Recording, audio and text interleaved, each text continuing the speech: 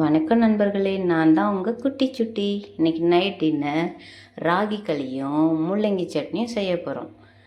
எப்படி செய்யலான்னு பார்க்கலாமா? ராகி களிக்கு ஃபஸ்ட்டு அரிசியை ஊற வச்சுக்கணும் ஒரு 10 மினிட்ஸ். அப்புறம் இங்கே பாருங்கள், முள்ளங்கி சட்னிக்கு ஒரு முள்ளங்கி எடுத்திருக்கேன், வெங்காயம் எடுத்திருக்கேன், ஒரு தக்காளி எடுத்திருக்கேன், கொஞ்சோண்டு தேங்காய், அப்புறம் பூண்டு, தேவைக்கேற்ப உங்கள் காரத்துக்கு தகுந்த மாதிரி மிளகா, பச்சை மிளகா, இந்த காஞ்ச மிளகா எதுனாலும் நீங்கள் எடுத்துக்கலாம், பூண்டு, கொத்தமல்லி கொஞ்சம், புதினா கொஞ்சம். எப்படி செய்யலான்னு பார்க்கலாமா? பாருங்கள், க்ளீன் பண்ணி சட்னிக்கு எல்லாம் ரெடி பண்ணியாச்சு. கட் பண்ணிகிட்டு இருக்கேன். நான் 2 பொருள் சொல்ல, ஒன்று புளி, ஒன்று சொல்ல, அப்புறம் வேர்க்கடலை சொல்ல. வேர்க்கடலை போட்டால் இன்னும் டேஸ்ட் நல்லாயிருக்கும். இது 2 நாள் 3 நாள் ஆனாலும் கெட்டு போகாது.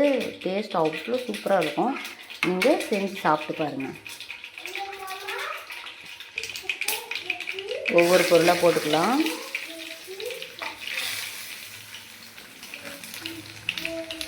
வெங்காயம் போட்டுக்கலாம்,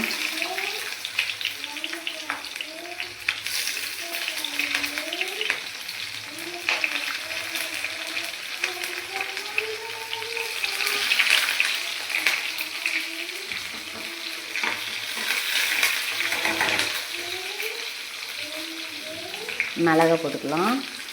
இங்கே பாருங்கள், ராகி களிக்கு அரிசி வேகுது. வெந்ததுக்கப்புறம் மாவு நம்ம போட்டுக்கலாம்.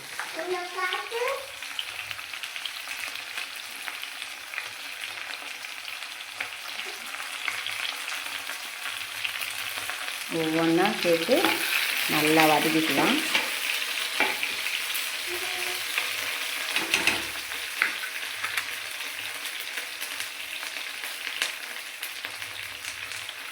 வேர்க்கடலையும் போட்டுக்கலாம்.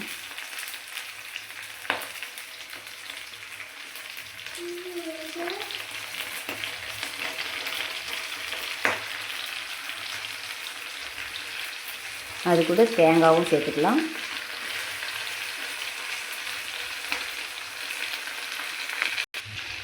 உப்பு போட்டுக்கலாம்.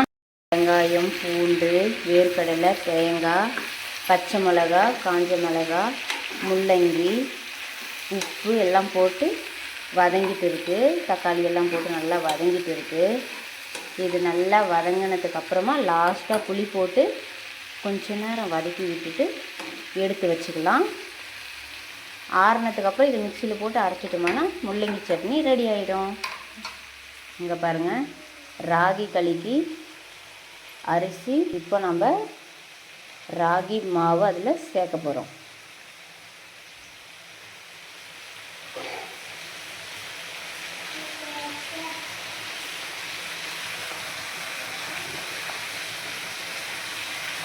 போதும்.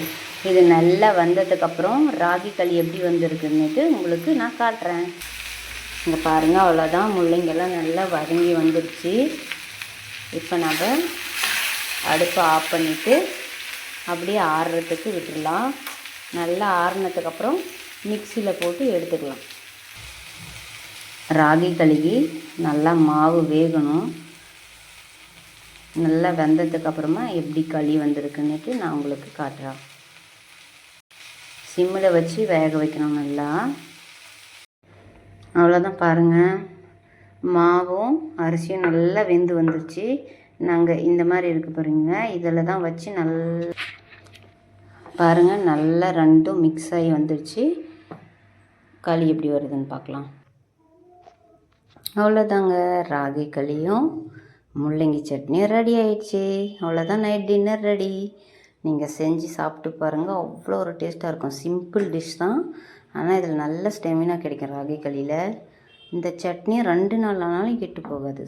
அவ்வளோ ஒரு டேஸ்ட்டாக இருக்கும், அல்டிமேட்டாக இருக்கும். நீங்கள் செஞ்சு சாப்பிட்டு பாருங்கள் ஃப்ரெண்ட்ஸ். ஓகே, உங்களுக்கு வீடியோ பிடிச்சிருந்தா சப்ஸ்கிரைப் பண்ணிவிட்டு ஷேர் பண்ணுங்கள், கமெண்ட் பண்ணுங்கள், லைக் பண்ணுங்கள். ஓகே, பாய்.